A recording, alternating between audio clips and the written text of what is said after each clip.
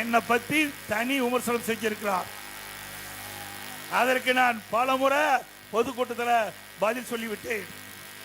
தமிழக வரலாற்றிலேயே நிர்வாக தகுதியற்ற, அடிப்படை விவரம் போதாத, பொய்யை மட்டுமே உறக்க பேசி விளம்பரத்தை மட்டுமே நம்பி ஆட்சி நடத்தும் ஒரு முதலமைச்சர் உண்டு.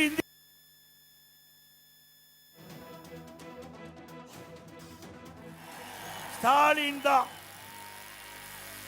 தினம் ஒரு பேர் அறிவிப்பாரு, ஒரு போட்டோ ஷூட் கொடுப்பாரு, அதோட முடிஞ்சு போச்சு. இந்த ஆட்சியில மக்கள் கண்ட என்ன பலன் செஞ்சிருக்காங்களா? இது விவசாய பெருமக்கள் நிறைந்த பூமி. முழுக்க முழுக்க பவானிசாகர் சட்டமன்ற தொகுதி இந்த விவசாயத்தை நம்பி மக்கள் வாழ்ந்து கொண்டிருக்கின்ற பூமி. இந்த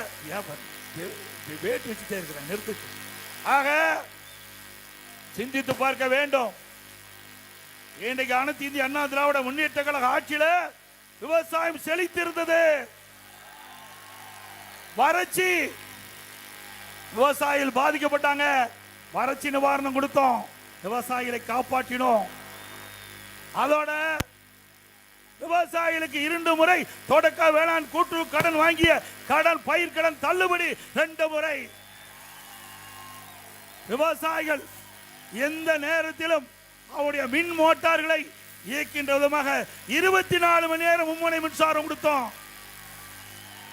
விவசாயிகள் தங்குதடை இல்லாம விவசாயம் செஞ்சாங்க. விவசாய தொழிலாளிக்கு முழுமையான பணி கிடைச்சது. இன்றைக்கு தலைகளாக மாறிவிட்டது. திமுக ஆட்சிக்கு வந்த உடனே அதெல்லாம் ஷிப்ட் முறையில் மாத்திட்டாங்க. மும்முனை மின்சாரம் ஷிப்ட் முறையில் கொடுக்கறாங்க. இப்படிப்பட்ட ஆட்சி தேவையா? இன்றைக்கு வேண்டும். இன்றைக்கு திரு ஸ்டாலின் அவர்களே, உங்களுடைய இளமை காலத்தில்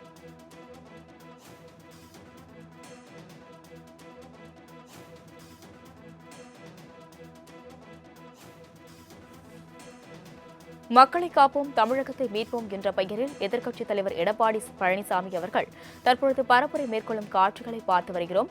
பாஜகவின் கிளைக்கழகம் அதிமுக என முதலமைச்சர் மு க ஸ்டாலின் தற்பொழுது அவதூறு பிரச்சாரம் செய்வதாகவும் இபிஎஸ் தற்பொழுது அந்த பிரச்சாரத்தில் குறிப்பிட்டுள்ளார்.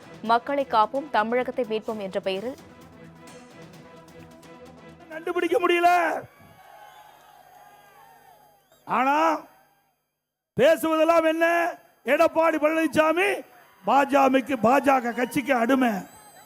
எடப்பாடி பழனிசாமி ஊந்து போய் பதவி வாங்கினார், பறந்து வந்து பதவி வாங்கினார்.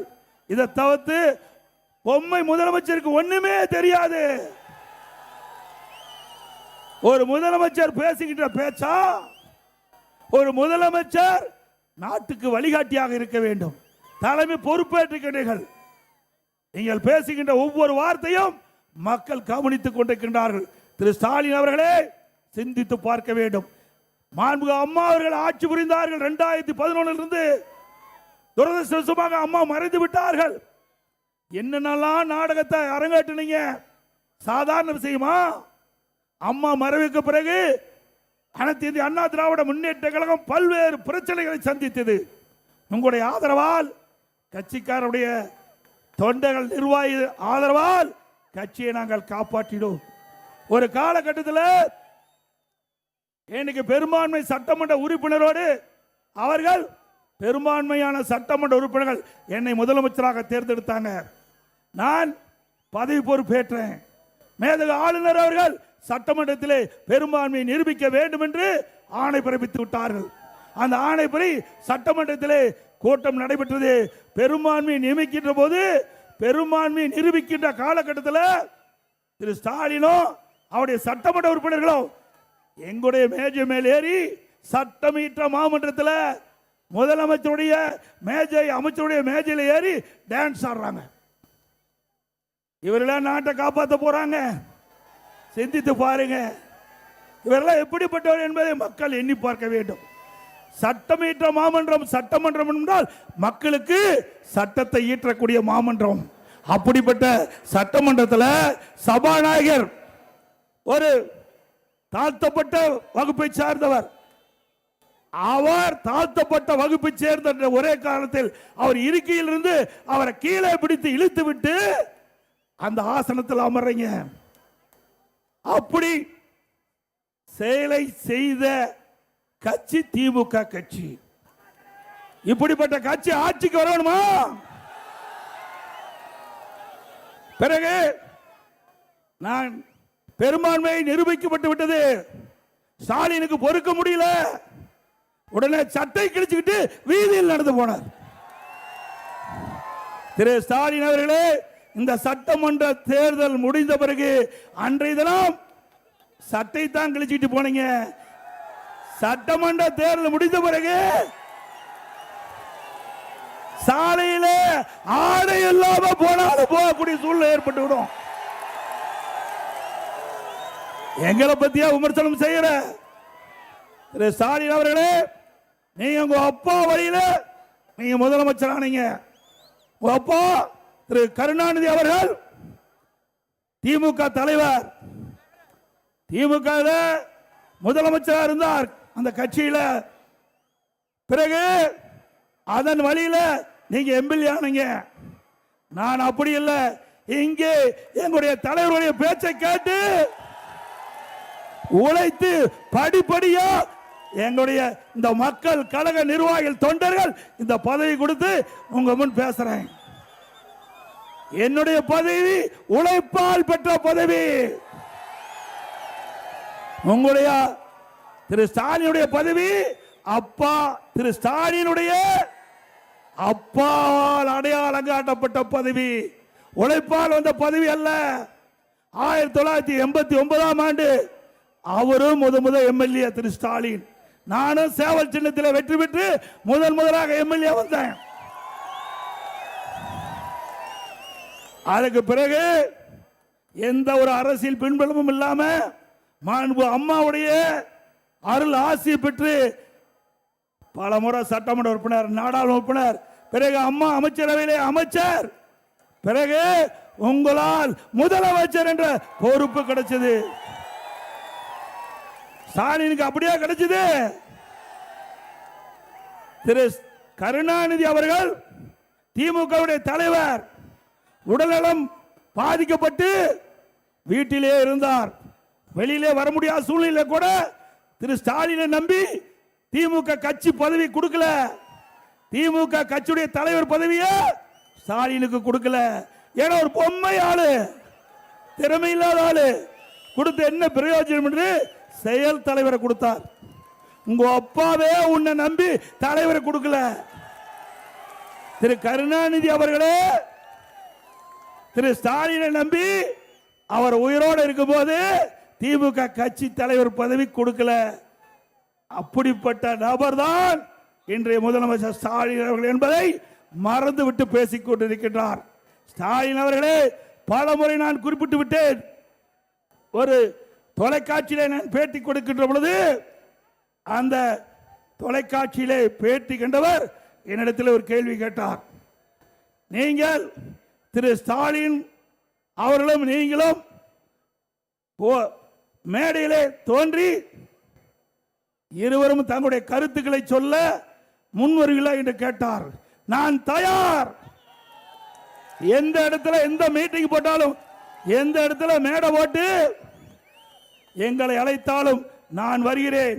அனைத்து இந்திய அண்ணா திராவிட முன்னேற்ற கழக ஆட்சியில் என்னென்ன சாதனை செஞ்சோம், திமுக ஆட்சியில் என்னென்ன சாதனை செஞ்சோம் நாங்க சொல்றோம். திரு ஸ்டாலின் சொல்லட்டும். இதுவரைக்கும் பேச்சே இல்லை, இதுவரைக்கும் பதிலே இல்லைங்க. அது மட்டுமல்ல, இன்றைய தினம் திரு ஸ்டாலின் என்ன சொன்னார்? 2 மாதத்துக்கு முன்பு எடப்பாடி பழனிசாமி கடையை திறந்து வச்சு கூவி கூவி அழைக்கிறார், கூட்டணிக்கு யாரு வரலினார்.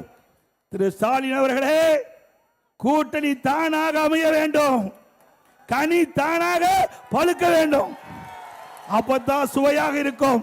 அதுபோல அனைத்து இந்திய அண்ணா திராவிட முன்னேற்ற கழகம் தானாக கூட்டணி அமைக்கப்பட்டிருக்கிறது. அண்ணா திமுக தலைமையில் அமைக்கப்பட்ட கூட்டணி தேசிய ஜனநாயக கூட்டணி, வலிமையான கூட்டணி. இன்றைய தினம் திரு ஸ்டாலின் தலைமையில் இருக்கின்ற கூட்டணி ஆட்டம் கண்டு போச்சு. உண்மைதானே?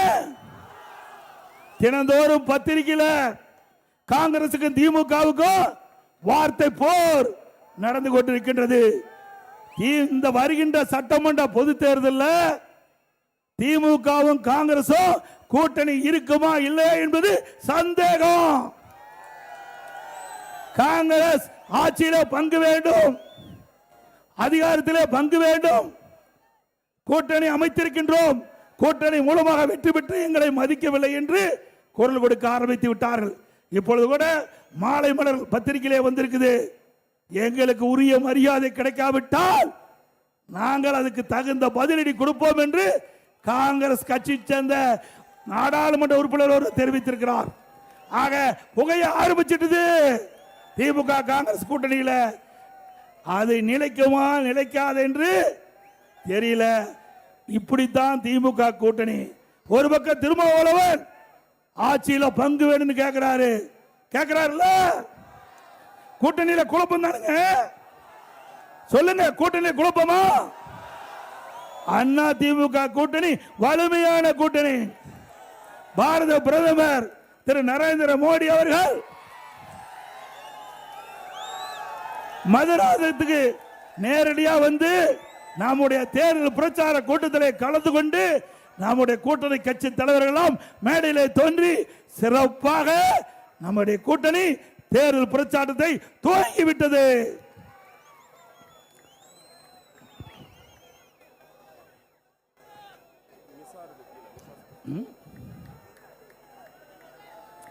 அது மட்டுமல்ல, இன்றைய தினம் அனைத்து இந்திய அண்ணா திராவிட முன்னேற்ற கழக கட்சி தான் 181 இடத்துல எழுச்சி பயணத்தை முடித்துக் கொண்டு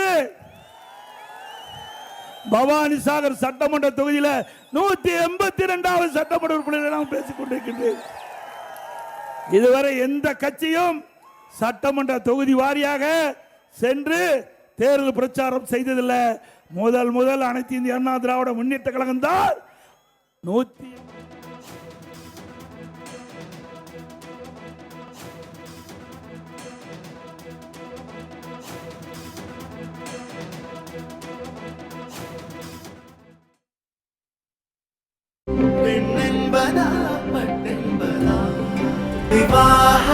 மணப்பெண்ணின் பிரத்யேகமான திருமணம் விவாஹா தி சென்னை சில்க்ஸ்.